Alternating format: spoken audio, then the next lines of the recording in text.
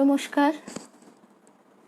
রামকৃষ্ণ মঠ ও মিশনের পূজা Facebook page থেকে আজকে আমরা ঠাকুরের কথা শুনব। ঠাকুর তিনি তো অনন্ত ভাবময়, তার কোন ভাব যে কে কখন অনুভব করতে পারবে সে তিনিই জানেন। তিনি কৃপা করে যাকে যতটুকু ভাব গ্রহণ করবার ক্ষমতা দেবেন সে ঠিক ততটুকুই করতে পারবে, তার বেশিও না কমও নয়। তা আজকে আমরা দেখব স্বামী তুরীয়ানন্দ মহারাজ, তিনি তার পার্ষদদের 12 জন যে বিশেষ পার্ষদ তার অবতার লীলার সঙ্গী রূপে এসেছিলেন তাদের একজন স্বামী তুরীয়ানন্দ। তিনি কলকাতায় জন্মগ্রহণ করেছিলেন 1863 সালে, আর 1922 সালে তার স্থূল দেহ ত্যাগ হয়। তার পূর্বাশ্রমের নাম ছিল হরিনাথ চট্টোপাধ্যায়। বাল্যকাল থেকেই তিনি খুব কৃচ্ছ সাধন করতেন। এই যে আরামপ্রিয়তা বেশিরভাগ মানুষেরই কিন্তু স্বভাব, সেই জন্যই এখানে উল্লেখ করা হয়েছে বাল্যকাল থেকেই তিনি কৃচ্ছ সাধন করতেন।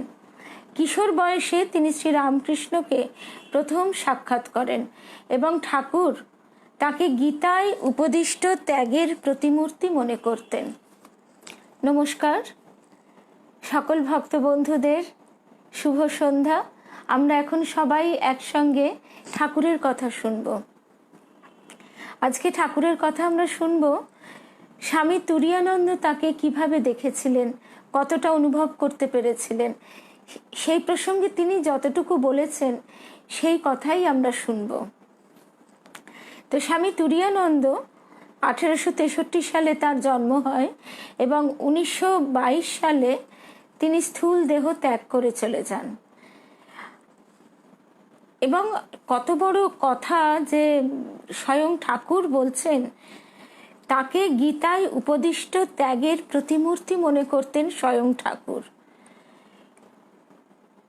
1887 খ্রিস্টাব্দে তিনি রামকৃষ্ণ মঠে যোগদান করেন এবং পরে সারা ভারত পরিভ্রমণ করেন এবং তপস্যায় রত থাকেন। 1899 খ্রিস্টাব্দে তিনি আমেরিকায় গিয়ে বেদান্ত প্রচার করেন এবং উত্তর ক্যালিফোর্নিয়ায় শান্তি আশ্রম প্রতিষ্ঠা করেন।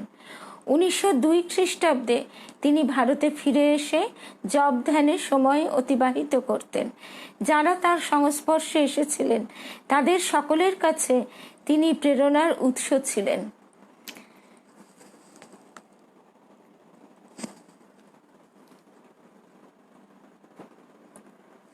তাই এই যে কথাটা আমরা প্রথমেই শুনলাম, স্বয়ং ঠাকুর তাকে কি বলতেন, তাকে ঠাকুর গীতায় উপদিষ্ট ত্যাগের প্রতিমূর্তি মনে করতেন। তো সুতরাং তার কথা তিনি কিভাবে ঠাকুরকে দেখছেন সেই কথা শোনা আমাদের কাছে সেটাও একটা খুব আশ্চর্য ঘটনা যে এ হেন পুরুষ, এ হেন তার অবতার লীলার সঙ্গী, সেই অনন্ত ভাবময় ঠাকুরের কোন ভাবে তাকে গ্রহণ করছেন, কোন ভাব তার মধ্যে দিয়ে প্রবাহিত হচ্ছে, ঠাকুরের কোন ভাব প্রবাহিত হচ্ছে, সেই সমস্তগুলো আমরা এখন শুনব। শ্রী রামকৃষ্ণের সঙ্গে প্রথম সাক্ষাৎকার। স্বামী তুরীয়ানন্দ বলছেন, আমি বাগবাজারে শ্রীযুক্ত দীননাথ বসুর বাটিতে প্রথম ঠাকুরকে দর্শন করিয়াছিলাম। সে বহুদিনের কথা। তখন অধিকাংশ সময় তিনি সমাধিস্থই থাকতেন। সবে কেশববাবুর সহিত ঠাকুরের পরিচয় হইয়াছে। ঠাকুরের এমন একটা সময়ে তিনি প্রথম দেখছেন যে সময়ে তার বাহ্য জ্ঞান প্রায় থাকতো না বললেই চলে। দীননাথ বসুর ভ্রাতা কালীনাথ বসু কেশববাবুর অনুচর ঠাকুরকে দেখিয়া মুগ্ধ হন এবং আপনার জ্যেষ্ঠকে অনুরোধ করিয়া ঠাকুরকে তাহার গৃহে আবাহন করেন। আমরা তখন বালক, 13-14 বৎসর হইবে। পরমহংস আসিবেন এই কথা পল্লীতে রাষ্ট্র হইলে দর্শনার্থ আমরা তথায় সমবেত হইয়াছিলাম। দেখিলাম একখানি ভাড়াটিয়া গাড়িতে করিয়া 2টি পুরুষ দ্বারে উপস্থিত হইলে সকলেই পরমহংস আসিয়াছে, পরমহংস আসিয়াছে এই বলিয়া সেই দিকে আকৃষ্ট হইল।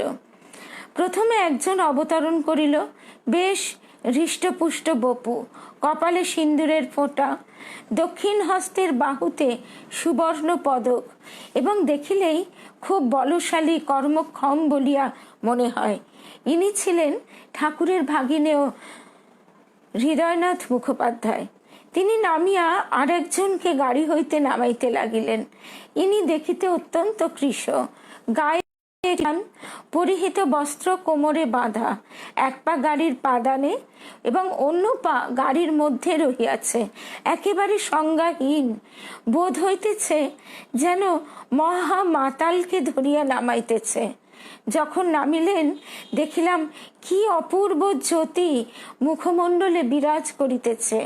মনে হইল শাস্ত্রে যে সুখদেবের কথা শুনিয়াছি, ইনি কি সেই সুখদেব?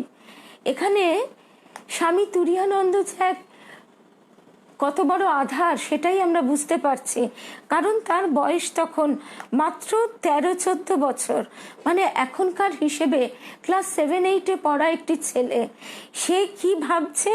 সে ভাবছে যে শাস্ত্রে যে সুখদেবের কথা শুনিয়াছে, ইনি কি সেই সুখদেব?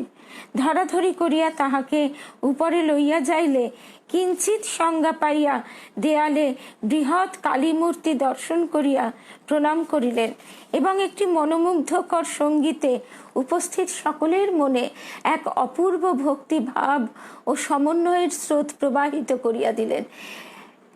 নিতান্ত মানে বালক বা কিশোর যাই বলি না কেন, নিতান্ত ছেলে মানুষ একটি ছেলে হরিনাথ চট্টোপাধ্যায়, যার পূর্বাশ্রমের নাম ছিল স্বামী তুরীয়ানন্দ, তিনি প্রথম দর্শনেই তার যে ঠাকুরের যে অতীন্দ্রিয় ভাবরাজ্যে বিচরণ, সেই ভাবরাজ্যের আলো কিন্তু তার অন্তরে প্রতিফলিত হচ্ছে, এবং সেই বাচ্চা ছেলেটি সেই তখন অনুভব করছে যে এক অপূর্ব ভক্তি ভাব ও সমন্বয়ের স্রোত প্রবাহিত করিয়া দিলেন। গানটি কালী কৃষ্ণের একত্ব সূচক। যশোদা নাচাতো গোমা বলে নীলমণি, সেরূপ লুকালে কোথা করালো বদনী। ইহার দ্বারা লোকের মনে কি যে এক অপূর্ব ভাবের উদয় হইল তাহা বর্ণনাতীত। তারপর অনেক পরমার্থ প্রসঙ্গ হইয়াছিল। তিনি আরো একবার দীননাথের বাড়িতে আসিয়াছিলেন। পরে আবার 2-3 বৎসর অন্তে আমি তাহাকে দক্ষিণেশ্বরে তাহার ঘরে দর্শন করিয়াছিলাম। মনুষ্য জীবনে যা করা উচিত তা করেছি। এই উদ্দেশ্য ছিল যে জীবনটা বিশুদ্ধ করতে হবে। এই কথা স্বামী তুরীয়ানন্দ তার বয়ানে আমরা শুনছি। খুব পড়তুম, 8-9 ঘন্টা দিনে। পুরাণ গ্রন্থ অনেক পড়েছি, শেষে বেদান্তে মন বসে গেল। ঠাকুর আমার সঙ্গে পরিহাসাদি করতেন, বলতেন, কি গো কিছু বলো বেদান্তের কথা। বেদান্তে এই তো বলে ব্রহ্ম সত্য, জগৎ মিথ্যা, নাকি আর কিছু? তবে আর কি, মিথ্যা ছেড়ে সত্য লও। এই আমার লাইফের টার্নিং পয়েন্ট হলো। ঠাকুরকে প্রথম দর্শনকালে তার আধ্যাত্মিক ভাব, ভক্তি ও সমাধি দেখে মনে হয়েছিল যে ইনি আদর্শকে জীবনে রূপায়িত করেছেন। এই যে বোধ, সাধারণত কি হয়, যারা ধর্ম উপদেশ দিয়ে থাকেন তারা বই পড়ে নানা শাস্ত্র পুঁথি পাঠ করে সেই সব কথা তারা লোকের কাছে বলে থাকেন, কিন্তু অতটুকু ছেলে স্বামী তুরীয়ানন্দ তখন আরেকটি জিনিসও বিশেষ লক্ষণীয়, যে তিনি 8-9 ঘন্টা দিনে পড়াশোনা করছেন। পড়াশোনার বিষয়টি কি? শেষে তিনি বেদান্ত পড়লেন, তার আগে তিনি পুরাণ গ্রন্থ পড়েছেন, এবং সেই সময় এই যে একটা অল্প বয়সী ছেলে যে খেলাধুলো ইত্যাদি করে যার সময় কাটানোর কথা, সে কিন্তু তখন থেকেই ডুব দিচ্ছে শাস্ত্র পুঁথি পাঠে। এবং তাই নয়, শেষে বেদান্তে মন বসে গেল। তখন আবার ঠাকুর তার সঙ্গে পরিহাস করে বলছেন যে ব্রহ্ম সত্য, জগৎ মিথ্যা, এইটি তো বেদান্তের মূল কথা। তা সেই কথাই যদি তুমি পড়েছ, তবে মিথ্যা ছেড়ে সত্যকে নাও। এটি একটি অন্যের কাছে হলে হয়তো এটি কথার কথাই থেকে যেত। এই যে আমরা একটা কথা শুনে থাকি যে পড়ার থেকে শোনা ভালো, শোনার থেকে দেখা ভালো, তাই এই শোনা দেখা এগুলো কিন্তু এই সব ক্ষেত্রেই প্রযোজ্য। যে ঠাকুরের মুখের কথা, যে গুরুমুখী বিদ্যা বলা হতো আগে, যে গুরুর কাছ থেকে, গুরুর সাধনলব্ধ প্রত্যক্ষ অনুভূতি তিনি যখন শিষ্যকে দান করেন, তখন গুরুর মধ্যে দিয়ে শিষ্যের মধ্যে কিন্তু শক্তি, ভাব ইত্যাদি প্রবাহিত হয়। সেই জন্যই শুনে শেখার একটা বিশেষ গুরুত্ব দেওয়া হয়েছে। আরেকটা কথা, যে এই যে পড়া পড়া বলতে আমরা সাধারণত পুঁথিপত্র, শুকনো পুঁথি পড়া, এই তো আমরা ভাবি।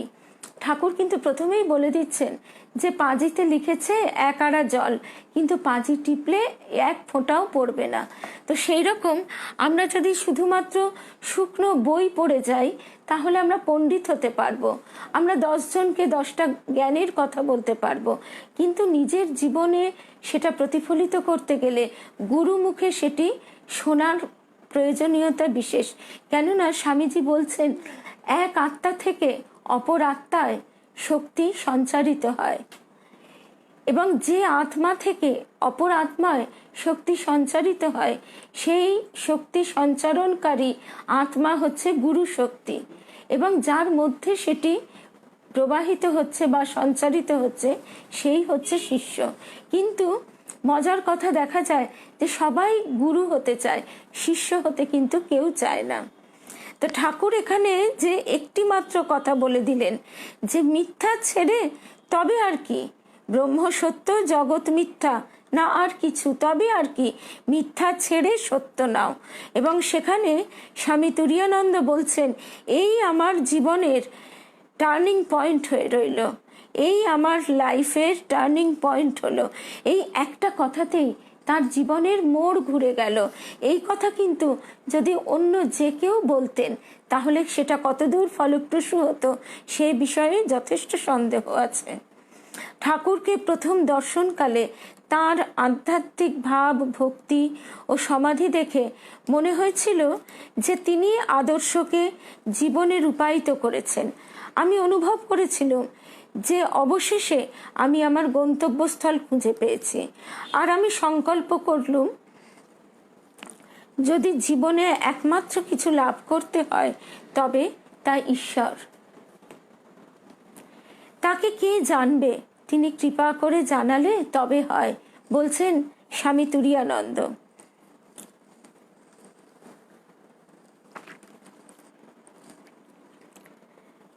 তাকে কে জানবে, তিনি কৃপা করে জানালে তবে হয়।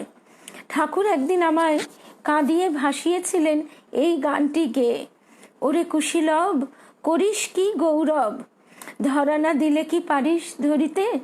অর্থাৎ আমরা যে সবাই কুশীলব, কুশীলব মানে এই যে জগৎ সংসার, এই জগৎ সংসারে আমরা প্রত্যেকে অভিনয় করে চলেছি নাটকের মতো, এবং সেখানে এই নাটকের অভিনেতা অভিনেত্রীরা, ঠাকুর বুঝিয়ে দিচ্ছেন, কথামৃতে আমরা এই কথা পাই যে যখন আমরা যাত্রা দেখতে ঠাকুর যখন নাটক দেখতে যাত্রা দেখছেন, তখন তিনি বলছেন, তিনি প্রত্যেকটা বাস্তব জীবন থেকে উপমা ধরে ধরে আমাদের বুঝিয়ে দিয়েছেন যে এখানে অভিনয়ের সময় যখন অভিনেতা অভিনেত্রী একেবারে সেই গল্পের মধ্যে, নাটকের গল্পের মধ্যে একাত্ম হয়ে যায়, তখনই কিন্তু সেই নাটক উত্তীর্ণ হয়ে যায় এবং সেই নাটক আরো বেশি আমাদের ভালো লাগে।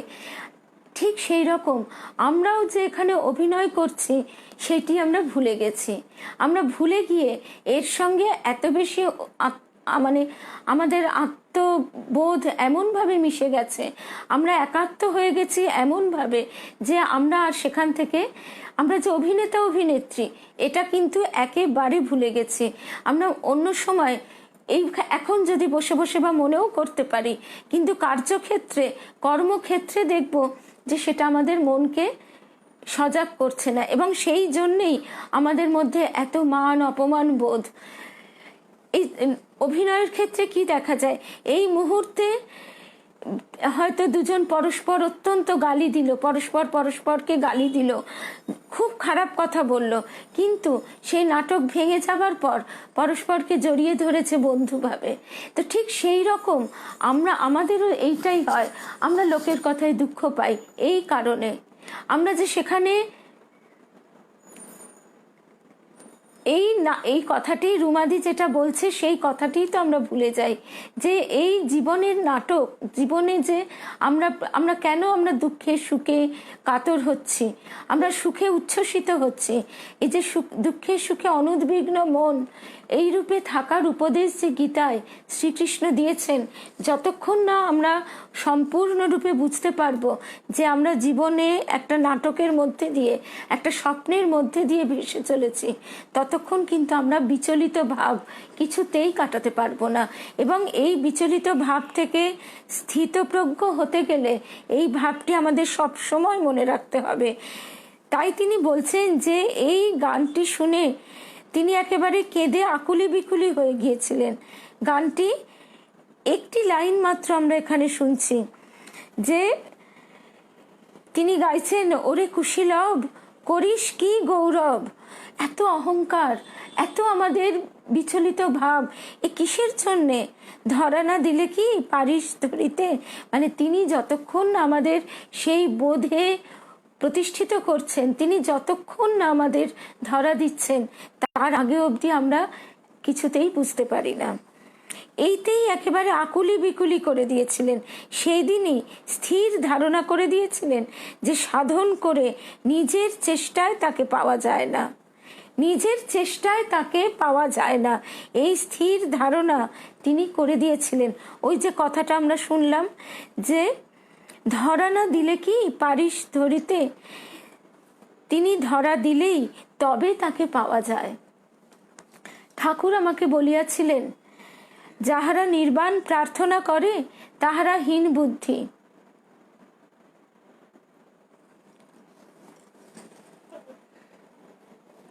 শৈবাল নন্দী লিখছেন যে নোটিফিকেশন আসছে না। হ্যাঁ, এই প্রসঙ্গে তো অ্যাডমিনই যা ব্যবস্থা নেবার নিতে পারবেন। আচ্ছা, আমরা আবার ফিরে যাই, ঠাকুর কি বলছেন? যাহারা নির্বাণ প্রার্থনা করে তাহারা হীন বুদ্ধি, কেবল ভয়ে ভয়ে সারা। ঠাকুর কি সুন্দরভাবে বলছেন, যেমন 10-25 খেলায় কেবলই চিক খুঁজছে কিসে ঘরে উঠে যায়, সেই চেষ্টা পাকালে ঘুঁটি আর নামাতে চায় না, একে বলে কাঁচা খেলোয়াড়। ঠাকুর পরিষ্কার বলে দিচ্ছেন যে যারা নির্বাণ প্রার্থনা করে তার মানে তারা কাঁচা খেলোয়াড়, আর পাকা খেলোয়াড় মার পেলে পাকা ঘুঁটি কাচিয়ে দেয়, আবার তখনই কচে বারো বলে পাশা ফেললেই আবার উঠে গেল।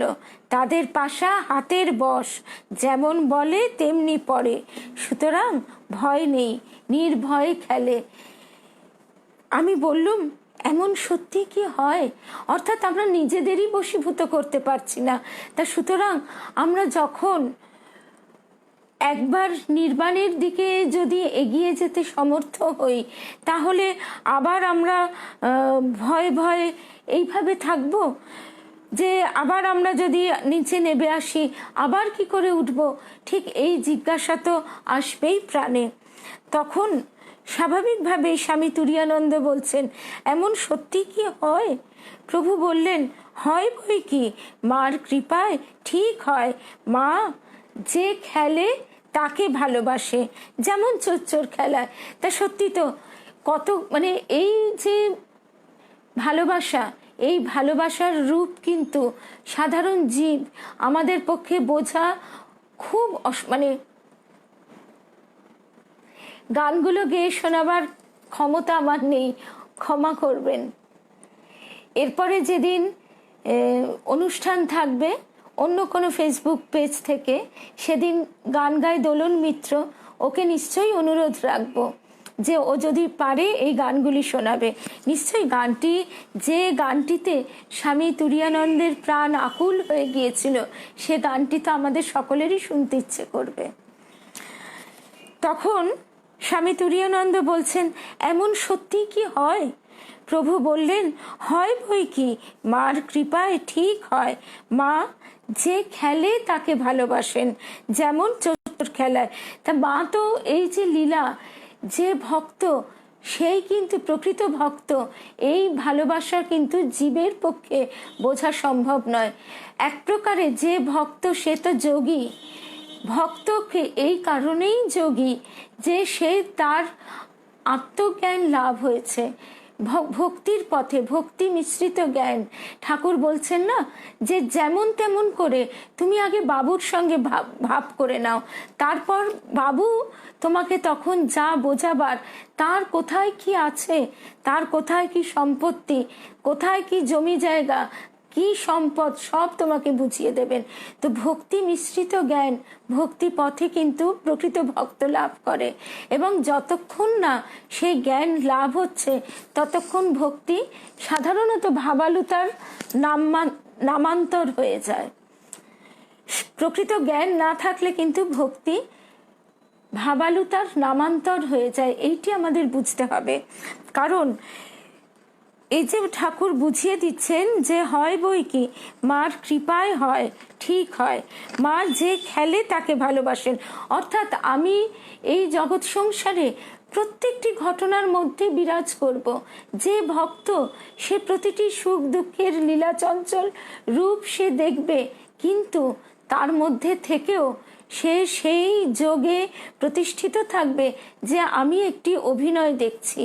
যেমন একটা সিনেমা, সে প্রাণ দিয়ে সিনেমাটা অভিনেতা অভিনেত্রী করলো, তারপর যখন সে দর্শকের আসনে বসে দ্রষ্টার ভূমিকায় সেটি দেখে, তখন তার কি অনুভূতি হয়। এই যোগে স্থিত থাকলেই কিন্তু খেলাও জমবে। এবং মায়ের কৃপা হলে কিন্তু, একমাত্র মায়ের কৃপা হলে সে এই অবস্থায় অবস্থান করতে পারে। এবং আমরা নিজেরাও এই অভ্যাস সাধনা চেষ্টা করে দেখতে পারি। এই যে আমাদের লোকের কথায় আমরা দুঃখ পাই, মানুষের কথায় আমাদের অপমান বোধ হয়, এগুলো কেন হবে? আমি যদি সেখানে সবসময় বুঝতে পারি, জানতে পারি যে এটা একটি অভিনয়, ভিন্ন আর কিছুই নয়, তাহলে তো সেখানে আমি বেশ সেটা এনজয় করবও বলা যেতে পারে যে ঠাকুর তোমার এই লীলা খেলা, এই লীলা চঞ্চল রূপটি আমি উপভোগ করছি। কিন্তু সেই যোগে আমরা প্রতিষ্ঠিত থাকতে পারি না। সেইটি ঠাকুরের মায়ের কাছে প্রার্থনা সাপেক্ষ এবং তার কৃপা সাপেক্ষ। যেমন চোর খেলায় বুড়ি যে দৌড়ে খেলে যে দৌড়ে খেলে তার ওপর খুশি হয়ে কখনো কখনো তাকে হাতটা এগিয়ে দেয়, তাকে ছুঁলে আর চোর হয় না। মানে যখন বুড়ি দেখছে যে খেলোয়াড় সে খুব দৌড়দৌড়ি করছে, তখন তার খুব আমোদ হয়, এবং আমোদ হলে তখন সে হাতটা এগিয়ে দেয়। আর মজার কথা, একবার যদি বুড়ি ছোঁয়া হয়ে যায় তখন কিন্তু সে আর চোর হবে না। কিন্তু যে কাছে কাছে থাকে যে কাছে কাছে থাকে তার উপর বুড়ি তত খুশি নয়। সেই রূপ যারা নির্বাণ চায়, খেলা ভেঙে দিতে চায়, মা তাদের উপর তত খুশি নন। মা খেলতে ভালোবাসেন, তাই ভক্তরা নির্বাণ চায় না। তারা বলে চিনি হওয়া ভালো নয় মন, চিনি খেতে ভালোবাসি। তারা বলে চিনি হওয়া ভালো নয় মন, চিনি খেতে ভালোবাসি। তার মানে আস্বাদন করা। এই যে সংসারের মধ্যে থেকেও আমরা যে এত ঘটনা বলি, এই ঘটনাবলির মধ্যে আমরা নিজেরা ডুবে যাই, এবং নিজেরা ডুবে গিয়ে তার সঙ্গে এমনভাবে একাত্ম হয়ে যায় যে তখন আমি আমার আর পৃথক অস্তিত্বটাকে অনুভব করতে পারি না। আর পৃথক অস্তিত্ব অনুভব করতে পারি না বলেই সেখানে সুখ দুঃখের ধাক্কায় অবিরত এদিক ওদিক হতে থাকি। কিন্তু যে প্রকৃত ভক্ত, যার সেই প্রেম লাভ হয়েছে, যে ভালোবাসা প্রেম জীবের পক্ষে বোধ করা এক প্রকার কঠিন বা অসম্ভব বলে মনে হলেও শুধুমাত্র প্রার্থনা এবং তার কৃপা বলে সেটি হতে পারে। এবং যে ভক্ত যখন সেই স্থিতপ্রজ্ঞ রূপে অবস্থান করবে, তখন সে মায়ের যে লীলা খেলা, সেই লীলা খেলা সে আস্বাদন করবে। এবং তখন তারাও কি বলে যে চিনি খাওয়া ভালো নয় রে মন, চিনি খেতে ভালোবাসি। অর্থাৎ আমি যদি সেই বুড়ি ছুঁয়ে খেলা ভেঙে দিই তাহলে আর মায়ের তো আনন্দ হলো না, তার থেকে আমি মায়ের সঙ্গে খেলছি, মায়ের খেলার সঙ্গী আমি। ঠাকুর আরও কতবার বলেছেন, এ কথা সকলেই জানে। বলতেন যে শাস্ত্রফাস্ত্র কি, কেবল হাত চিঠির ফর্দ বই তো নয়, মিলাইয়া দেখিবার জন্য জিনিস এসেছে কিনা। ঠাকুর এর থেকে অসাধারণ ব্যাখ্যা বা বর্ণনা আর কোথাও কেউ বোধহয় দিতে পারবেন না। যে শাস্ত্রপাঠ কি সেটি ঠাকুর বলছেন যে হাত চিঠির ফর্দ বই তো নয়, মিলাইয়া দেখিবার জন্য জিনিস এসেছে কিনা। ইহাদের আর কোনো অধিক প্রয়োজন নাই, জিনিস এসে গেলে ফর্দ ফেলে দেয়। এটা তো আমরা আমাদের নিজেদের সংসারে প্রতিদিন দেখি। আমরা যখন বাজার যাওয়ার আগে ফর্দ তৈরি করি, তারপর কি সারা দিন সেটা বসে বসে মুখস্থ করি? একেবারেই না। সেগুলো আনবার ব্যবস্থা করে বা আনা হয়ে গেলে সত্যি তো সেই ফর্দ ফেলে দিই। ঘর ঝাড় দিতে দিতে একখানা কাগজ পেয়ে বললে, দেখি দেখি, দেখো তাতে লেখা আছে 5 সের সন্দেশ, একখানা কাপড় ইত্যাদি।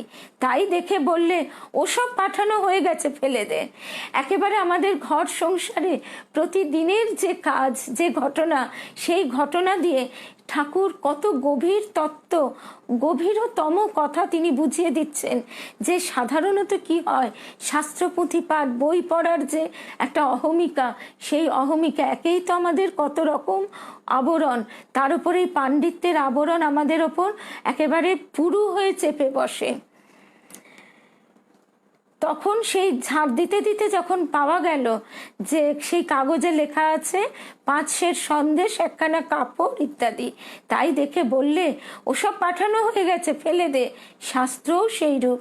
জ্ঞান হলে, ভক্তি হলে কিরূপ হয় তাই তাতে লেখা আছে, তাই দেখে মিলিয়ে নিতে হয়। যদি জিনিস না এসে থাকে তাহলে বস্তু লাভের চেষ্টা করতে হয়, আর যদি এসে গিয়ে থাকে তা ফেলে দিতে হয়। তাই বলেছেন ব্রহ্মজ্ঞানে তৃণং শাস্ত্রং, অর্থাৎ জ্ঞান লাভের ক্ষেত্রে শাস্ত্রের ভূমিকা খড়কুটোর মতো। ঠাকুর বলতেন মা তাকে বেদ, শাস্ত্র, পুরাণ, তন্ত্র প্রভৃতি সমস্ত পুস্তকাদিতে কি আছে তা সব দেখিয়ে দিয়েছেন। তাই তো তিনি নিরক্ষর হয়েও মহা পণ্ডিতদের জ্ঞান গর্ব খর্ব করে দিতেন। বলতেন, মা বাগবাদিনীর এক বিন্দু রশ্মি এলে আর সকল জ্ঞান ফিকে হয়ে যায়, তার কোনো জ্ঞানের অভাব থাকে না। মা বাগবাদিনীর এক বিন্দু রশ্মি এলে আর সকল জ্ঞান ফিকে হয়ে যায়, তার কোনো জ্ঞানের অভাব থাকে না। আর আমরা কি মনে করি, আমরা বড় বড় ডিগ্রির পেছনে দৌড়ই, বসে বসে বই মুখস্থ করি রাত জেগে, কিন্তু তার পেছনে সম্পূর্ণরূপে আমাদের ভোগ বাসনা, যে এইগুলি করে আমরা বড় চাকরি পাবো, সমাজে প্রতিষ্ঠিত হব, কিন্তু তার থেকে যে প্রকৃত জ্ঞান সেইটি আমাদের লাভ হয় না। সেই জায়গায় বাগবাদিনীর এক বিন্দু রশ্মি সমস্ত জ্ঞানকে ফিকে করে দেয়। একদিন কলকাতায় ভাবাবেশে ঠাকুর বললেন, ব্রহ্মজ্ঞান থু থু থু। দেখলাম মুখের থুতুতে হাতের উপরের ভাগটা একেবারে ভিজে গেল। যে ব্রহ্মজ্ঞান জীবের শ্রেষ্ঠ পরমার্থ, তাও যে তুচ্ছ তা বুঝলাম, কিন্তু পরমার্থভাবে কি সেই বিষয়টি অজ্ঞাত রইল। স্বামী তুরীয়ানন্দ তিনি যে সময় ঠাকুরকে দেখছেন, যে সময়ের কথা বলছেন, তিনি তখন নিতান্ত কিশোর বা তরুণ। তো সেই সময় তিনি বিস্মিত হয়ে দেখছেন যে ব্রহ্মজ্ঞানের কথা যোগী ঋষি মুনিরা বলে এসেছেন, এবং তাদের যে কঠিন কঠোর সাধনা, জন্ম জন্মান্তরের সারা জীবন ধরে যে দীর্ঘ সাধনা, সেই ব্রহ্মজ্ঞানকে ঠাকুর তুচ্ছ জ্ঞান করছেন। এবং সেই এমনই তার ভাব যে সেই থুতু, মুখের থুতুতে হাতের উপরিভাগ একেবারে ভিজে গেল। তাই এই রকম এই ভাব এত সরল ভাব এ কার হতে পারে? একমাত্র ভগবানেরই হতে পারে, এবং একমাত্র শিশুরই হতে পারে। একমাত্র শিশু যে কোনো রাগ ঢাক করে কথা বলতে জানে না। শিশুর সারল্য, ভগবান এই জন্যই শিশুর মধ্যে বাস করেন। তারপরে তিনি বলছেন যে ব্রহ্মজ্ঞান জীবের শ্রেষ্ঠ পরমার্থ, তাও যে তুচ্ছ তা বুঝলাম, কিন্তু পরমার্থ ভাবে যে কি, পরমার্থ যে কি, সেই বিষয়টি তখনও অজ্ঞাত রইল।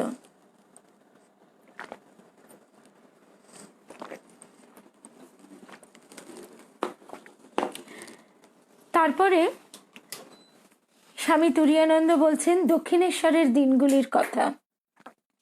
আহা, দক্ষিণেশ্বর যেন কৈলাস ছিল। সকাল থেকে 1টা পর্যন্ত ঠাকুরের কাছে অনবরত ভগবত প্রসঙ্গ হচ্ছে, আর লোক বসে আছে। অ্যাটমসফিয়ারে ঈশ্বরীয় কথা ছাড়া আর অন্য কথা নেই। যা ফষ্টি নষ্টি তাও তাই নিয়ে। প্রসঙ্গ শেষে তার সমাধি হচ্ছে। তিনি কেবল খাওয়ার পর একটু বিশ্রাম করতেন অল্প সময়ের জন্যে, তাছাড়া সব সময় ভগবত প্রসঙ্গ। এ যে কি অসাধারণ এক সময় ছিল, সে কথা বুঝি আমরা বই পড়েও কল্পনা করতে পারবো না। সেই সময় যারা তার কাছে যেতে পেরেছিল তারা মহা সৌভাগ্যবান, তাকে যারা দর্শন করতে পেরেছিল। যে অবতার লীলা এমনই যে বহু কল্পে একবার, বহু কল্পান্তে একবার মাত্র ঘটে, এবং সেই সময় সেখানে তার কাছে যে শুধুমাত্র যারা তার পার্শ্বদ হিসেবে এসেছেন তারা নয়, বহু সাধারণ জীব তার সেই সঙ্গ, পুত সঙ্গ লাভ করে এগিয়ে যায়, তাদের জন্ম জন্মান্তর সার্থক হয়ে যায়। এই যে এখানে তিনি বলছেন যে আমাদের কাছে, আমাদের ধারণায় কৈলাস মানস সরোবর হচ্ছে স্বর্গ সমস্থান, এবং সেখানে আমরা যেন পার্থিব যে কলুষতা, মালিন্য মনে করি সেখানে পৌঁছয় না। এবং আমরা যারা হিমালয়ে কখনো বেড়াতে গেছি, সেখানে প্রকৃতির যে নির্মলতা, সেগুলি দেখে আমরা ভগ্নাংশ হলেও সেটি অনুধাবন করতে পারি কেন কৈলাস মানস সরোবর যোগী ঋষিদের কাছে এত প্রিয়। আর সেখানে দক্ষিণেশ্বর তখন একটি প্রায় অজপাড়াগা বললেই চলে কলকাতার উপকণ্ঠে। এবং আজকে আমরা শুনব স্বামী তুরীয়ানন্দের পরবর্তী স্মৃতিচারণে যে তখন কলকাতা থেকে দক্ষিণেশ্বরে পৌঁছনো কি কঠিন ছিল। গড়ানহাটা অবধি ঘোড়ার গাড়ি যেত, তারপর সেখান থেকে নেবে পায়ে হেঁটে যেতে হতো। চারিদিকে ঝোপঝাড়, গোলপাতার ছাউনি দেওয়া মাটির বাড়ি, পাশে বিরাট গঙ্গা প্রবাহিত হচ্ছেন।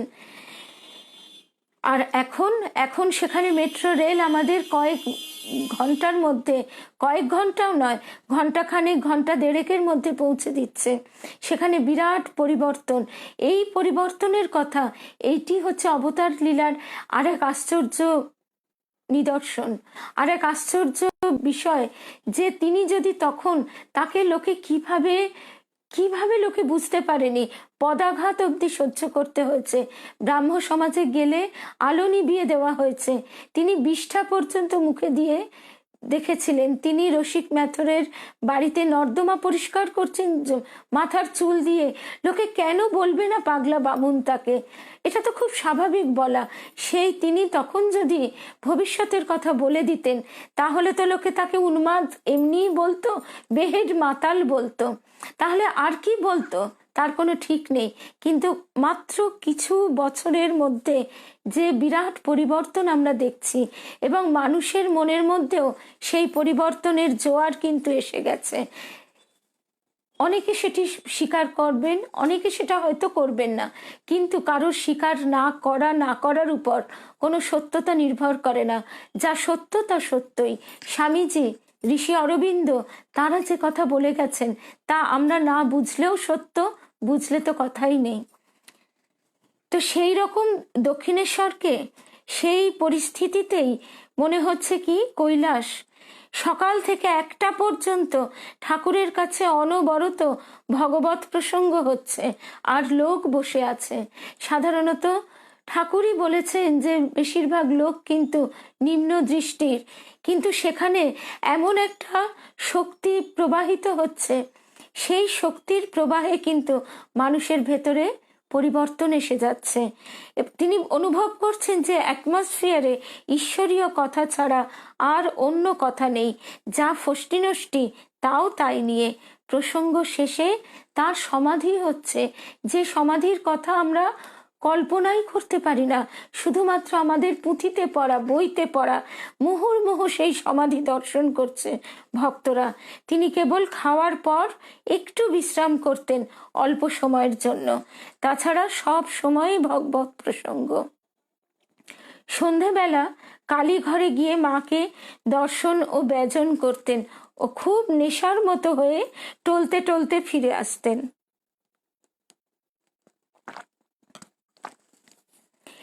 এই ভাব যদি কারোর সম্ভব হয়, সেই সৌভাগ্য হয় সেইভাবে গুরু সঙ্গ লাভ করবার, গুরু সান্নিধ্য লাভ করবার, তাহলে হয়তো কখনো কখনো তাদের এই দর্শন হয়ে থাকলেও থাকতে পারে। সন্ধ্যাবেলা কালীঘরে গিয়ে মাকে দর্শন ও ব্যজন করতেন ও খুব নেশার মতো টলতে টলতে ফিরে আসতেন। যারা সাধন ভজন করত তাদের জিজ্ঞাসা করতেন, হ্যাঁ রে, সকাল সন্ধ্যা কি একটু নেশার মতো হয়? রাত্রে তো তার ঘুম ভারী, একটু পরেই উঠে পড়তেন। যারা তার ঘরে থাকতো তাদের, ওরে এত ঘুম কি রে, ওঠ ধ্যান কর বলে উঠিয়ে দিতেন। তারপর একটু শুতেন, পরে ভোর হলেই উঠে পড়তেন এবং মধুর কণ্ঠে ভগবানের নাম করতেন। তখন আর সকলে উঠে জপ ধ্যান করতে লেগে যেত। তিনি মাঝে মাঝে কাউকে একটু সোজা করে বা উঁচু করে বসিয়ে দিতেন। ঠাকুর বলতেন, আমাকে কেউ গুরু বললে আমি সহ্য করতে পারি না, আমার গা জ্বালা করে। কে গুরু? সচ্চিদানন্দই একমাত্র গুরু। ঠাকুর এইভাবে নিজেকে আবৃত করে রাখতেন, এইভাবে নিজেকে ঢেকে রাখতেন। যিনি স্বয়ং পূর্ণ ব্রহ্ম নারায়ণ, তিনি বলছেন যে কে গুরু? সচ্চিদানন্দই একমাত্র গুরু।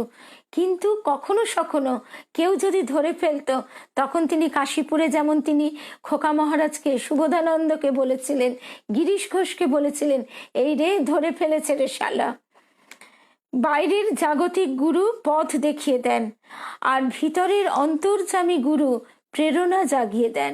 সাধারণ মানুষ যারা নিজেদের গুরু রূপে দাবি করে, তারা জানে না প্রকৃত গুরু কে, ফলে তারা অহংকারে মত্ত হয়ে নিজেদের অধঃপতিত করে। বাইরের জাগতিক গুরু তিনি পথ দেখিয়ে দেন, আর অন্তরে মানে ভিতরে অন্তর্যামী গুরু প্রেরণা জাগিয়ে দেন। সেই মহাশক্তি বাইরের যে জাগতিক গুরু, তার মধ্যে দিয়ে সেই শক্তি প্রবাহিত করেন।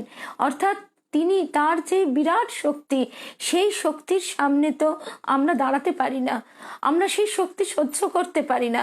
তাই জাগতিক গুরুর মধ্যে দিয়ে তার শক্তি প্রতিবিম্বিত হয়ে আসে। ঠাকুরের সঙ্গে 1 ঘন্টা সংকীর্তনে যে আনন্দ হতো, তখন মনটা কোন রাজ্যে চলে যেত তা আর কি বলবো। আমরা কিন্তু এর আগেও বারবার দেখেছি, যখন অশ্বিনী কুমার দত্ত তার স্মৃতিকথা শুনছিলাম, তখনও দেখছি যে তিনি কিন্তু বেশি কিছু বলতে পারছেন না। কেননা এই অনুভূতি একমাত্র অনুভবেই পাওয়া যায়। এই অনুভবকে ভাষা দিতে গেলে ভাষার যে স্থূলতা, ভাষার যে ভার, তাতে সেই অনুভূতিটি কিন্তু ধরা যায় না। সেটি এতই সূক্ষ্মাতি সূক্ষ্ম। তাই তিনি বলছেন, এখন ধ্যান করেও ছাই হয়, তার একটু আভাস মাত্র যদি হয়, এখন মনে আনা যায়। কত বড় কথা স্বামী তুরীয়ানন্দ বলছেন যে শুধুমাত্র ঠাকুরের সঙ্গে তিনি, এটা তো স্বাভাবিক, তিনি স্বয়ং পূর্ণ ব্রহ্ম নারায়ণ, তিনি কৃপা করে নিজেকে ওইভাবে রক্ত মাংসের খাঁচার মধ্যে ধরেছেন। বহু বহু যুগের অন্তে যিনি একবার আবির্ভূত হন, তাতেও ঠাকুর কি বলছেন যে তার নারায়ণ অংশে জন্ম, নারায়ণের যে বিষ্ণুর যে কথা দেওয়া আছে, তাই তাকে বারে বারে আসতে হয়। বরং শিবকে, স্বামীজি যে শিবের প্রতিভু মূর্ত মহেশ্বর, তাকেই জাগিয়ে তার ধ্যান ভাঙিয়ে তাকেই নিয়ে আসা কঠিন। তো সেই জন্য স্বয়ং নারায়ণের সঙ্গে যে সংকীর্তন, যে আনন্দ, তখন মনটা কোন রাজ্যে চলে যেত তার কি বলবো। এখন ধ্যান করেও ছাই হয়, তার একটু আভাস মাত্র যদি এখন মনে আনা যায়, এর থেকে আমরা অনুভবই করতে পারবো না, আমরা ধারণাই করতে পারবো না যে কি অতীন্দ্রিয় অপরিসীম আনন্দের কথা স্বামী তুরীয়ানন্দ বলছেন, যে ঠাকুরের সঙ্গে সংকীর্তন করে কিরকম আনন্দ হতো, যে পরবর্তীকালে ধ্যান করেও যাকে বলছেন ছাই, তখনকার সে আনন্দ 5-7 দিন পর্যন্ত থাকতো। কি করে যে এত আনন্দ আসতো তা বুঝতে পারতাম না, কিন্তু একটা যেন নেশার মতো হয়ে থাকতো, এইটুকু বুঝতে পারতাম। আমরা আগের দিন অশ্বিনী কুমার দত্তের স্মৃতিকথায় শুনছি, তিনি তাকে বলছেন যে তোমরা সংসারে থাকো কিন্তু একটু গোলাপি নেশা করে থাকো, এবং সেই নেশা কোথা থেকে আসে সেটিও কিন্তু আমরা আগেই শুনলাম, যে বাইরের জাগতিক গুরু পথ দেখিয়ে দেন আর ভিতরের অন্তর্যামী গুরু প্রেরণা জাগিয়ে দেন। অর্থাৎ সেই আনন্দের উৎস কিন্তু আমাদের অন্তঃস্থল, তার জন্য বাইরের কোনো কিছুরই প্রয়োজন নেই। কি করে যে এত আনন্দ আসতো তা বুঝতে পারতাম না, কিছু একটা যেন নেশার মতো হয়ে থাকতো, এইটুকু বুঝতে পারতাম। এইসব এখন কে বিশ্বাস করবে? যদি কেউ না বিশ্বাস করে তাকে বুঝাতে পারি নে, তবু না বলে থাকতে পারি না।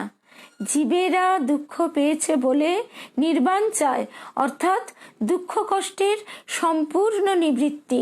তারা ভুলে যায় যে ঈশ্বর চিন্তায় এত আনন্দ আছে যে তা পেলে আর দুঃখ কষ্ট বোধই থাকে না।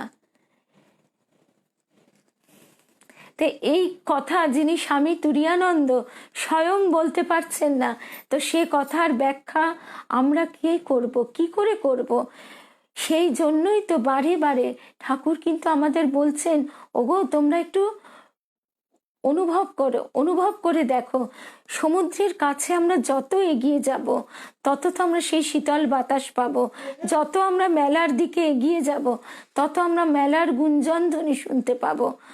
তো সেই জন্য আমাদের বসে বসে শুধু এগুলো পড়ে বা শুনে কোনো লাভ নেই, আমাদের নিজেদেরকে সেই ব্যাকুলতা, সেই তীব্রতা নিয়ে তার কাছে প্রার্থনা জানাতে হবে।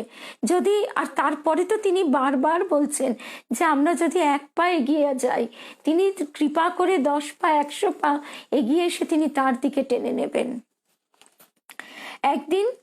ও তারপরে আরেকটি কথা, এই যে তিনি বলছেন যে জীবেরা দুঃখ পেয়েছে বলে নির্বাণ চায়, জীবেরা দুঃখ পেয়েছে বলে নির্বাণ চায়, অর্থাৎ দুঃখ কষ্টের সম্পূর্ণ নিবৃত্তি।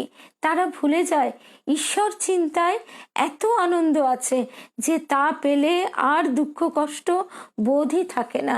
সত্যি কেউ যদি কণার কণা, বিন্দুরও বিন্দু বাতাস, শীতল বাতাস পেয়ে থাকে, তাহলে সত্যি কিন্তু সে আর এই সংসারের মালিন্যের মধ্যে তার আর ভালো লাগে না। সে তখন নিজের চারিদিকে এক নীরবতার আবেষ্টনী তৈরি করে সেই নেশার মধ্যে ডুবে যায়। এই যে শৈবাল নন্দী লিখছেন, সত্যিই আনন্দ হয়। তা এটি যিনি অনুভব করেছেন তিনিই জানেন। একদিন দুপুরে ঠাকুরের কাছে দক্ষিণেশ্বরে গিয়ে দেখি তিনি খেতে বসেছেন। অনেকগুলি বাটিতে নানা রকম তরকারি সাজানো রয়েছে। রজগুণের ব্যাপার দেখে হয়তো আমাদের কারো মনে উঠেছিল কেন উনি এসব আড়ম্বর করেন। তৎক্ষণাৎ তিনি বললেন, দেখো এখানকার মনের রোগ অনন্তের দিকে। তিনি তো নিজেকে কখনো আমি বলতেন না, তিনি বলতেন এখানকার, কেননা তিনি তো জানতেন যে কি তার প্রকাশ কি, তিনি কে। সেই জন্য তিনি বলতেন এখানকার মনের রোগ অনন্তের দিকে। তাকে রক্ত মাংসের খাঁচার মধ্যে বেঁধে রাখাটাই দুরূহ। তাই এইসব রজগুণের দ্বারা জোর করে মনকে নাবিয়ে রাখি, নইলে তোদের সঙ্গে কথা কইতে পারতুম না। এই কতটা কৃপাময়, কতটা করুণা হলে তিনি এইভাবে নিজেকে আটকে রেখেছিলেন, খাঁচার মধ্যে বন্দি করে রেখেছিলেন। কেমন করে তিনি বলছেন, নইলে তোদের সঙ্গে কথা কইতে পারতুম না। আমার মনে হলো লোকে হবিষ্যি করে রজ থেকে সত্যে উঠবার জন্য, সত্যে উঠবার চেষ্টা করে, আর এর মনকে জোর করে সত্য থেকে রজতে নামিয়ে রাখতে হয়। আরেক দিনের কথা আমরা এবার শুনবো।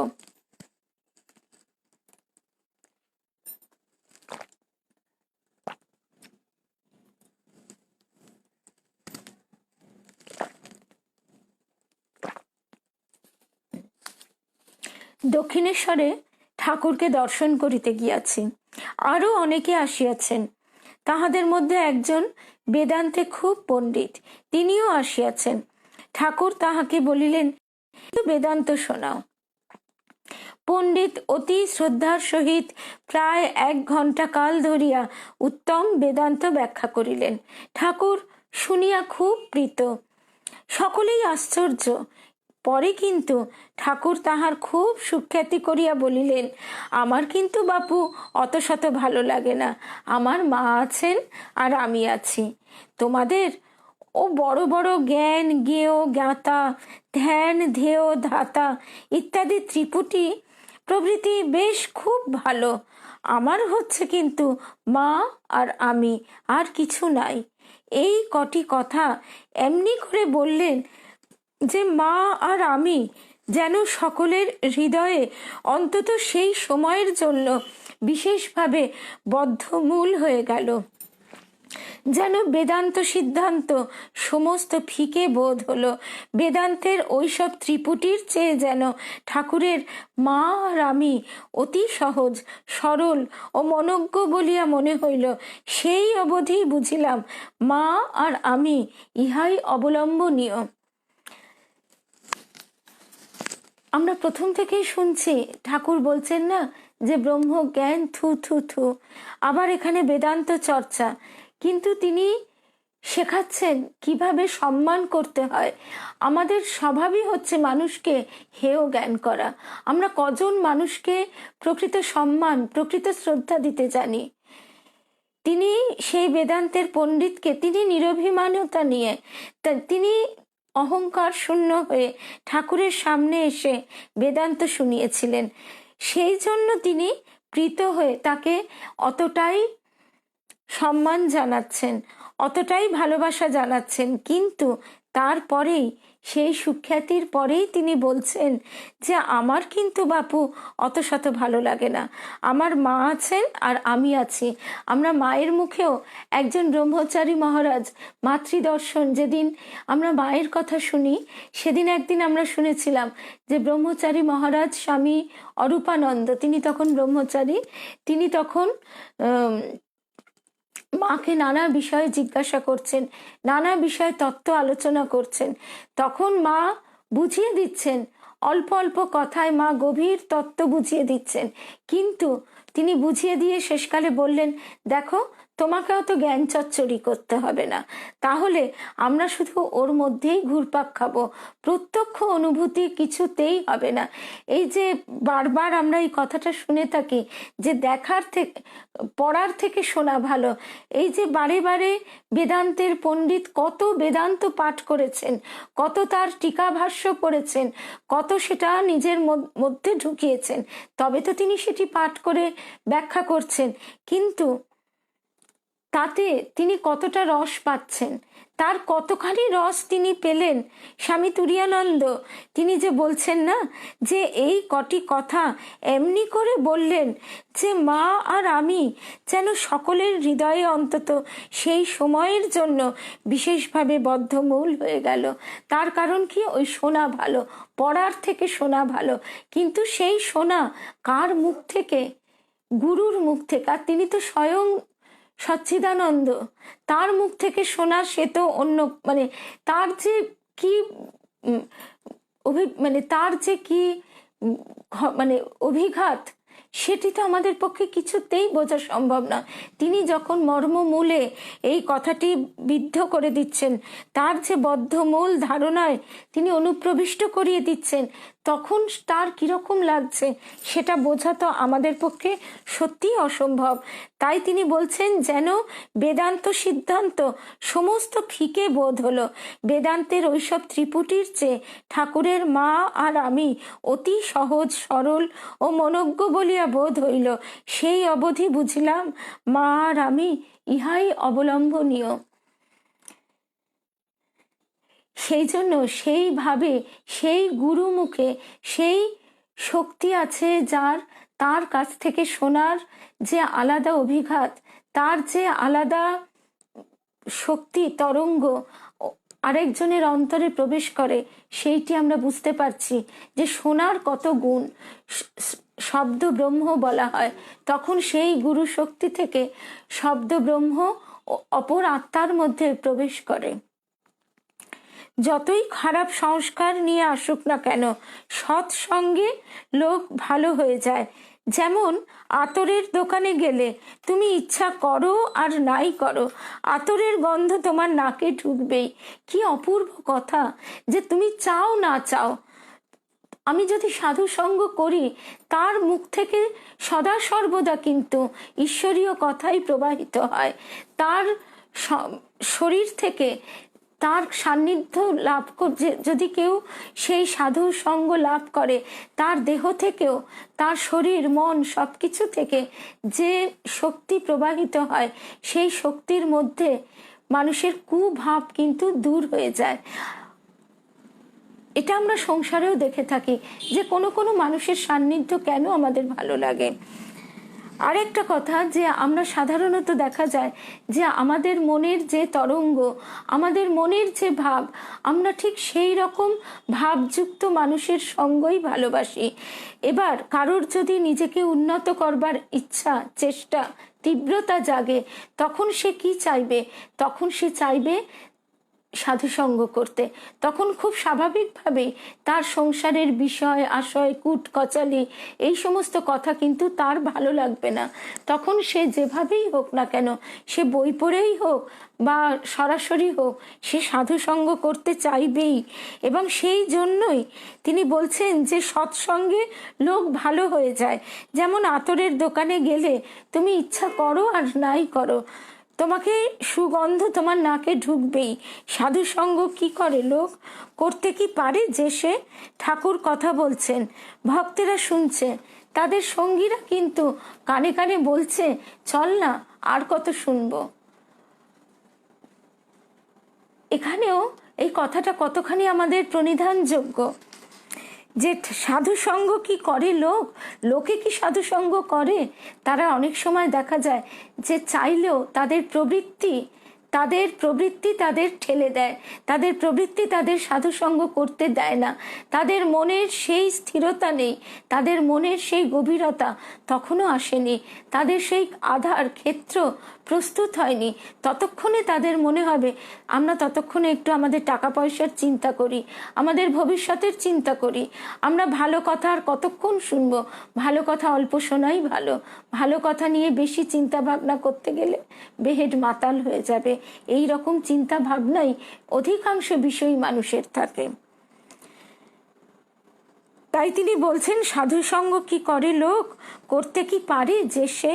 ঠাকুর কথা বলছেন, ভক্তেরা শুনছে, সেখানেও তাদের সঙ্গীরা যে তারাও নিজেদের মধ্যে বলছে চল চল আর কত শুনবে। ওরা উঠছে না দেখে শেষে বলছে তোমরা থাকো, আমরা ততক্ষণ নৌকায় গিয়ে বসি। তাদের সেই কথা একেবারেই স্পর্শ করছে না। ঠাকুর এই বিষয়টা আমাদের কাছে কি চমৎকার করেই বলতেন, এবং ঠাকুর এই জন্যেই বহুজনকে আবার বলতেন যে যাও তোমরা বিল্ডিং টিল্ডিং দেখো গে। এবং তারাও সেগুলি দেখেই খুশি হতো, চমৎকৃত হতো। তারা ভাবতো এই বামুনের বাজে বকবক শুনে কি হবে। একবার দক্ষিণেশ্বরে এক গায়ক এসেছিল, সে শিব বিষয়ক গান একটার পর একটা গাইতে লাগলো। ঠাকুর প্রথম গানটি শোনা মাত্র সমাধিস্থ হন এবং দীর্ঘকাল ওই অবস্থায় থাকেন। তাকে ওইভাবে সমাধিস্থ দেখে আমরা ভাবলুম গায়ককে গান বন্ধ করতে বলবো, কিন্তু ঠাকুর হঠাৎ সমাধি থেকে নেমেই গায়ককে বললেন, আমি নিজেকে আর সামলাতে পারছি না, মায়ের গান গাও। ঠাকুর আমরা আগেও শুনেছি যে তিনি শিব নাম শুনতে পারতেন না, তিনি শিবের মহিমা শুনতে পারতেন না। তিনি সেখানে এমন তার ভাব হয়ে যেত, তিনি কোনোদিনই শিবের সম্পূর্ণ স্তোত্র, সম্পূর্ণ রূপ তিনি বর্ণনা করতে পারতেন না। শিবের যে সেই রূপ, সেই ভাব তাকে কিন্তু দেহের মধ্যে থেকে আকর্ষণ করে একেবারে বিলীন করে দিচ্ছিল। তাই তিনি বললেন যে গায়ককে, যে আমি নিজেকে আর সামলাতে পারছি না, মায়ের গান গাও। তার মানে মায়ের, শিবের, মা তো শিবের শক্তি, অর্থাৎ তখন তিনি বহু বিভক্ত হয়ে নিজেকে বিস্তৃত করেছেন। সেই বিস্তারের মধ্যেই তো আমাদের এই স্থূল দেহটি, শক্তির বিস্তারের মধ্যেই তো আমাদের এই বহু কোষ সমন্বিত স্থূল দেহটির অবস্থান। তো সেই স্থূল দেহের মধ্যে তিনি নিজেকে রাখবার জন্য তিনি মায়ের গান, শক্তির কথা চিন্তা করছেন, শক্তিতে তিনি নেমে আসছেন, সেই শিবে তিনি নিজেকে ধরে রাখতে পারছেন না। তাহলে তার দেহ তক্ষুনি, দেহ থেকে তার যে শক্তি, তার যে পূর্ণ রূপ, যে পূর্ণ ব্রহ্ম নারায়ণের যে পরমাত্মা যেখানে বিন্দুবৎ তার দেহে প্রবেশ করেছে, সেখান থেকে সেটি বেরিয়ে যাবে। তারপর মায়ের গান শুনতে শুনতে ঠাকুরের মন সাধারণ ভূমিতে নেমে এলো। পরে তিনি বলেছিলেন যে তিনি খুব উচ্চ ভূমিতে উঠে গেছিলেন। একদিন আমি ঠাকুরকে মন্দিরে দেখলাম মা কালীকে চামর ব্যজন করতে। তিনি বিভোর হয়ে গাইছিলেন, জাগো জাগো জননী, মূলাধারে নিদ্রাগত কতদিন, গত হলো কুলকুণ্ডলিনী, জাগো জাগো জননী, সকার্য সাধনে চলমা শির মধ্যে, পরম শিব যথা সহস্র দল পদ্মে, করি ষটচক্র ভেদ মাগো, করি ষট চক্র ভেদ মাগো, ঘুচাও মনের খেদ চৈতন্য রূপিণী। ঠাকুর একবার স্বামীজিকে বলেছিলেন, তুই যখন গাইতে আরম্ভ করিস মা জেগে ওঠেন আর তোর গান শোনেন। তার মানে তার সেই কুলকুণ্ডলিনী শক্তি, সামান্য গানেই যার কুলকুণ্ডলিনী শক্তি এইভাবে জেগে উঠছে, সেই কুলকুণ্ডলিনীকে জাগাবার জন্যে যোগী ঋষিদের জন্ম জন্মান্তরের সাধনা। তো তিনি নিজেকে সেখানে এই রক্ত মাংসের খাঁচার মধ্যে কিভাবে আবদ্ধ করে রেখেছিলেন, এইটি ভাবলে আমাদের বিস্ময়ে ভাষা স্তব্ধ হয়ে যায়। আমরা মানে অনুভব করবার চেষ্টা করলেও করতে পারি না, তবে সেখানে ভাষায় কি করে প্রকাশ করব। আবার তখনই মনে হয় যে তবু ঠাকুরের ক্ষেত্রে বারে বারে তার ভক্তরা বলছেন, যারা ঠাকুর মাকে দুজনকেই দেখেছেন, তারা বলছেন যে ঠাকুরের মধ্যে তবু বারবার ঐশ্বরিক শক্তি, তার যে ঐশ্বর্য প্রকাশ হয়ে পড়ত, কিন্তু মায়ের মধ্যে কিচ্ছুটি বোঝা যেত না, যে তার এমনই ক্ষমতা, এমনই শক্তি যে ঠাকুরের নিবেদন করা সমস্ত শক্তি তিনি নিজের মধ্যে ধারণ করে রইলেন। তাই তো তিনি অবতার, এবার তাই তিনি এলেন মাতৃশক্তিকে জাগরিত করতে। যে মায়ের মধ্যে, নারীর মধ্যে যে মাতৃভাব, সেই ভাবের মধ্যে কতখানি ধারণ এবং পালন করার শক্তি, তাকেই তো তিনি এবার প্রতিষ্ঠিত করলেন, এক প্রকার নিজেকেই মাতৃরূপে প্রতিষ্ঠিত করলেন। কারণ শিব ও শক্তি তো কোনো বিভেদ নেই, সেটি তো আমরা অনুভব করতে না পারলেও বুঝতে পেরেছি। তো সেই জন্য ঠাকুর মা একদম এক। তারা শুধুমাত্র ঠাকুর নিজেকে মায়ের মধ্যে মাতৃরূপে প্রতিষ্ঠা করলেন, আবার স্বামীজির মধ্যে আরেক রূপে প্রতিষ্ঠা করলেন, কর্মরূপে, যেখানে সারা পৃথিবী একত্রিত হবে এমন এক সংঘের প্রতিষ্ঠা হলো, এমন এক সংঘ প্রতিষ্ঠিত হলো। আজকে এই মঠ মিশনের জয় জয়কার দেখি, আজকে সব লোক ছুটে যাচ্ছে, কিন্তু যখন হাবাতে ছোঁড়াগুলো বলে লোকে বাপে খেদানো মায়ে তাড়ানো বলে তাদের দূর দূর করেছে, তখন কেউ ভাবতে পেরেছিল যে আজকে মঠ মিশন এইভাবে এই কয়েক বছরের মধ্যে এইভাবে সমগ্র পৃথিবীতে ছড়িয়ে পড়বে? এই হচ্ছে অবতার লীলার এক অসাধারণ বিকাশ।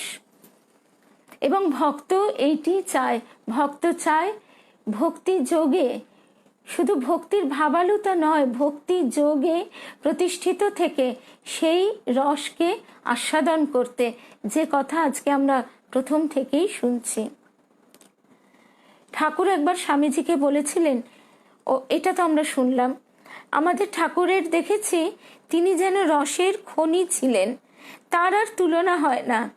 আসলে ঠাকুর তিনি তো রসস্বরূপ, আনন্দ স্বরূপ, প্রেম স্বরূপ। আমাদের জীবেরও প্রত্যেকে আমরা আনন্দ খুঁজি। আমরা রুমাদি অনেক বড় একটি মন্তব্য লিখেছেন, পরে আমি শুনবো, মানে পরে দেখব, কেননা এখন 1 ঘন্টা সময় অতিক্রান্ত। আজকে আমরা আর এইটুকু শুনেই আজকের পাঠ শেষ করি।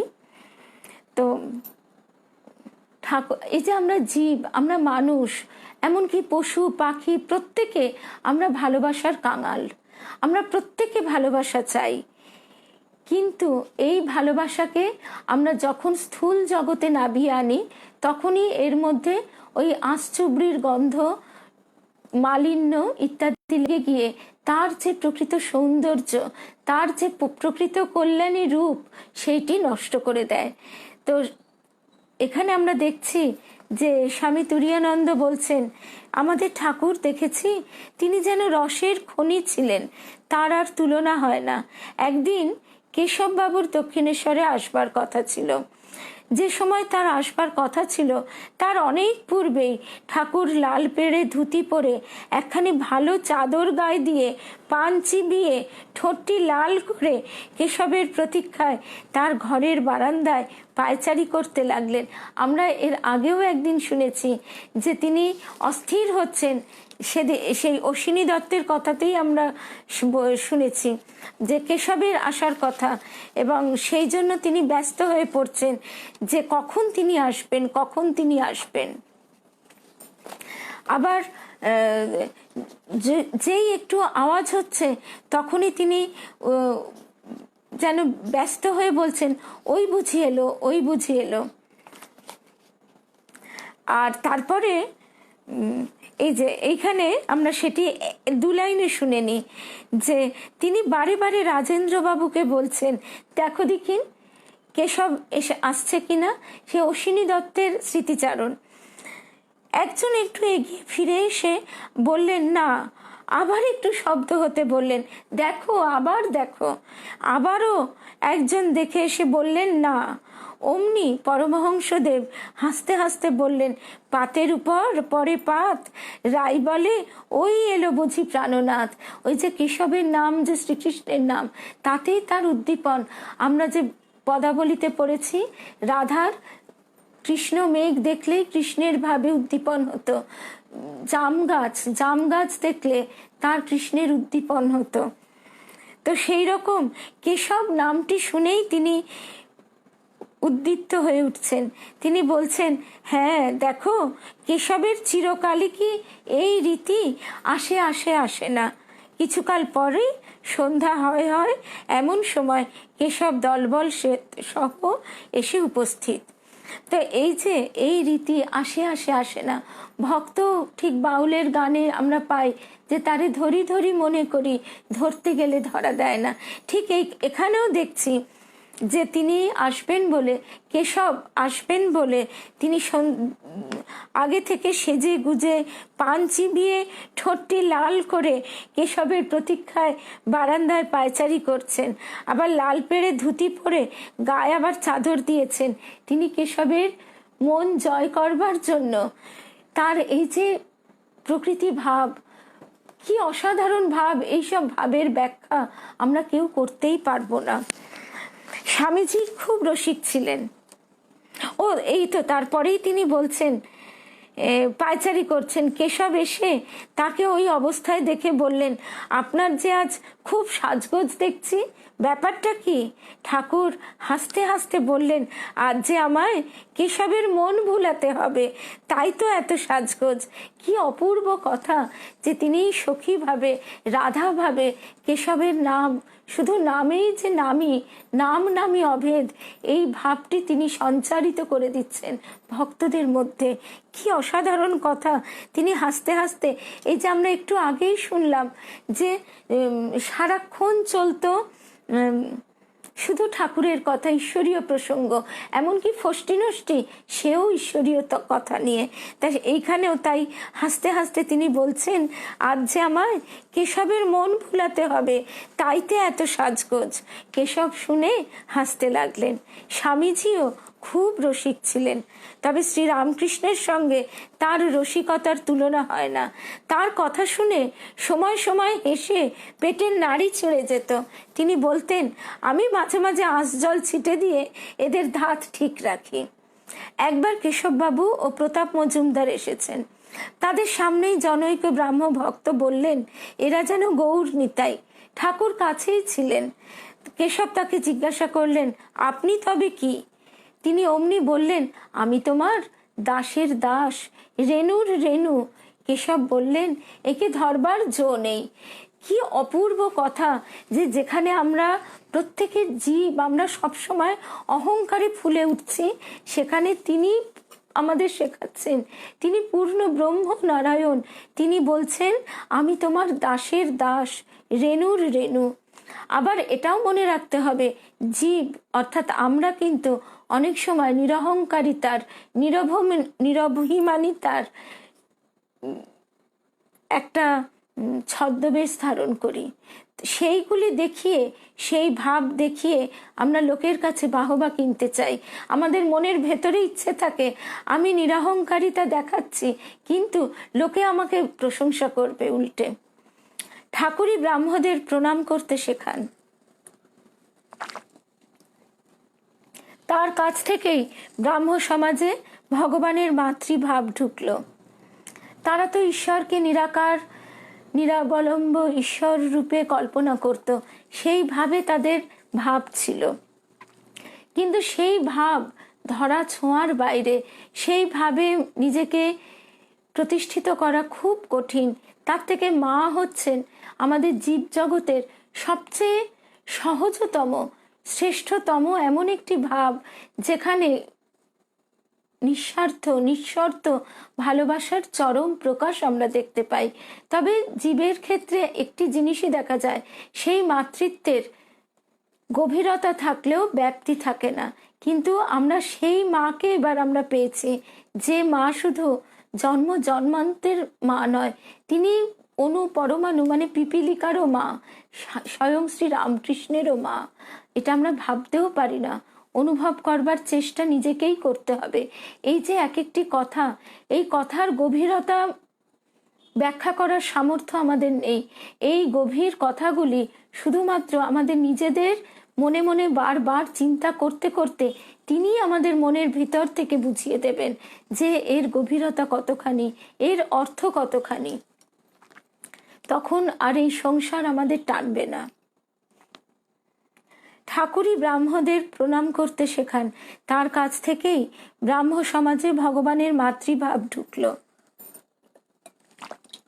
ঠাকুরের কথায় এক অদ্ভুত শক্তি ছিল, তিনি যেন লোকের হৃদয় কেড়ে নিতেন। এই হচ্ছে সোনা, সোনার মর্ম এখানেই।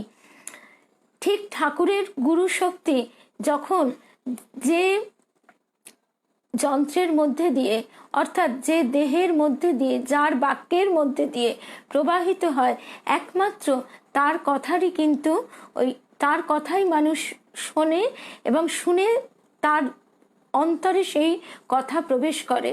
তা না হলে আমি, আরেকজন, রাম শ্যাম যদু মধু, আমরা যতই বলি, আমরা শুধুমাত্র তার নামই উচ্চারণ করতে পারি, তার নাম গান করতে পারি, কিন্তু অন্যকে শুনিয়ে উদ্দীপ্ত করার ক্ষমতা একমাত্র সেই এক গুরু শক্তিরই আছে। এই কারণেই বলা হয় পড়ার থেকে শোনা ভালো। ভগবান দীননাথ, দীনবন্ধু, দুর্বলের সহায়, কিন্তু দিন হওয়া বড় কঠিন। এই যে কথাটি একটু আগেই আমরা শুনলাম যে তিনি কেশব সেনকে বলছেন, আমি তোমার দাসের দাস, রেণুর রেণু। তখন কেশব বলছেন, একে ধরবার জো নেই। এই যে নিরভিমানতা, এই যে নিরহংকারিতা, এই যে দীনতা, এই দীনতা কতখানি অহং লুপ্ত হলে আসে সে ধারণাও আমাদের নেই। আমরা কিন্তু অহংকারের মধ্যে থেকেই অনেক সময় এই দীনতার কথা বলে নিজেরা কিন্তু নিজেদের অহংকারকে আরেকভাবে পরিপুষ্ট করবার চেষ্টা করি। তাই স্বয়ং স্বামী তুরীয়ানন্দ বলছেন, কিন্তু দিন হওয়া বড় কঠিন। ঠাকুর এক ম্যাথরানির গল্প বলতেন। এক ম্যাথরানির কিছু গহনা হয়েছিল। সে সেই গহনা পরে লোকের সামনে দিয়ে যখন যেত তখন বলে যেত, সরে যা সরে যা, আমাকে ছুঁসনি, সরে যা আমায় ছুঁসনি। অর্থাৎ ম্যাথরানিকে লোকে ঘেন্না করে, ছোঁয় না। কিন্তু অন্য সময় যখন তার গয়নাগাটি শরীরে নেই, তখন সে যখন যাচ্ছে তখন কিন্তু তার মুখে কথা নেই। তখন সে কাকে তাকে ছুঁয়ে দিল, তার কোথায় ছোঁয়া লেগে গেল সে নিয়ে সে বিচলিত নয়। কিন্তু যখন তার সাজসজ্জা হয়েছে তখন সে এই কথাটা বলছে কেন? তার এই কথাটা শুনে লোকে সচকিত হয়ে তার দিকে তাকাবে এবং তখনই তো তার গয়না পরার উদ্দেশ্য সফল হবে। ভক্তের দীনতা আলাদা জিনিস। সাংসারিক হিসাবে সে খুব উচ্চ পদগৌরবের অধিকারী হলেও নিজেকে তৃণের চেয়েও নীচ বলে মনে করে। এই অনুভবে পৌঁছতে গেলে সম্পূর্ণ অহং ত্যাগ না হলে, যথার্থ সম্পূর্ণ অহং ত্যাগ তো আমাদের হয় না, তাহলে তো আমাদের সম্পূর্ণ বিলুপ্তি ঘটবে। আমাদের সেই অহংকার যদি যথার্থ হয়, মানে অহংকারের ত্যাগ যদি যথার্থ হয়, যথার্থ যদি আমরা অহংকারকে ত্যাগ করবার পথে এগিয়ে যেতে পারি, তবেই কিন্তু সেই দীনতাও যথার্থ হবে। অহংকার ঘিরে দীনতার প্রকাশ, এটা কিন্তু আমরা একটু লক্ষ্য করলেই, একটু সজাগ হলেই দেখতে পাবো। সেই ভাব যেন আমাদের না আসে, এই বিষয়ে সজাগ থাকতে হবে। এইটি হচ্ছে নিজের শিক্ষা। অন্যকে বোঝাবার কোনো প্রয়োজন হয় না। সেখানে আমি নিজেকে দেখব, নিজের মনের মধ্যে দীনতার মধ্যে দিয়ে কি অহংকার প্রকাশ পাচ্ছে, সেই ব্যাপারে আমাদের সজাগ থাকতে হবে। এদেশের কোনো কোনো স্থানে হালকা ধরনের বেদান্ত চালু আছে। তারা মুখে বলে অহং ব্রহ্মাস্মি, আর কাজে নানা রকম হীন কর্ম করে বলে যে তারা নির্বিকার। তাদের মতে বিচার জ্ঞানের লক্ষণ নয়। পঞ্চবটিতে এক সাধু এসেছিল, তার একবার চরিত্র স্খলন হলো। ঠাকুরের সঙ্গে সেই সাধুটির যখন কথাবার্তা হলো তখন সে বললে, জগৎটাই যখন মায়া, তখন আমার চরিত্র দোষটাই কেবল সত্য কি?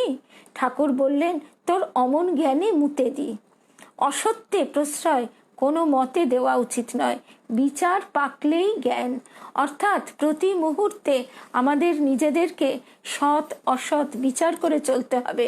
আমরা নিজেরা যদি এগিয়ে যাবার ইচ্ছা আমাদের মনের মধ্যে জাগে, তাহলে কিন্তু আমাদের নিজেদের বিবেক দিয়ে, নিজেদের সতর্ক থেকে সদা প্রত্যেকটি কাজ, ওই যে আমরা আগে যেটা শুনলাম যে দ্রষ্টা রূপে প্রত্যেকটি ঘটনা, সংসারের অভিনয়ের মধ্যে ডুবে না গিয়ে নিজেকে দ্রষ্টা রূপে যদি আমরা দেখতে পারি, রাখতে পারি, স্থির রাখতে পারি, তাহলে কিন্তু এই সুখ দুঃখ মান অপমান এগুলো আমাদের গায়ে লাগবে না। তো সেই রকম, এবং সেটি খুবই কঠিন ব্যাপার। এখন কঠিন ব্যাপার বলে তাকে সরিয়ে দেওয়া তো কোনো কাজের কথা নয়। কঠিন হলেও সেই জন্যই বলা হয় ক্ষুরস্য ধারা, ধর্মের পথ। ধর্মের পথ অত্যন্ত কঠিন, কিন্তু কঠিন হলেও তিনি এবার বারে বারে আমাদের আশ্বাস দিচ্ছেন এবারে সহজ পথ। ঠাকুর তাই বলছেন যে তোর অমন জ্ঞানে মুতে দি। তার কারণ কি, যে এই ভাবের ঘরে চুরি, এই ভাবের ঘরে চুরি যেন না হয়, এই প্রসঙ্গে আমাদের সদা সর্বদা সজাগ থাকার দরকার। এই যে সাধুটির কথা আমরা শুনলাম, সে তার চরিত্র স্খলন হলেও সে কিরকমভাবে বলছে, সে বলছে জগৎটাই যখন মায়া, তখন আমার চরিত্র দোষটাই কি কেবল সত্য?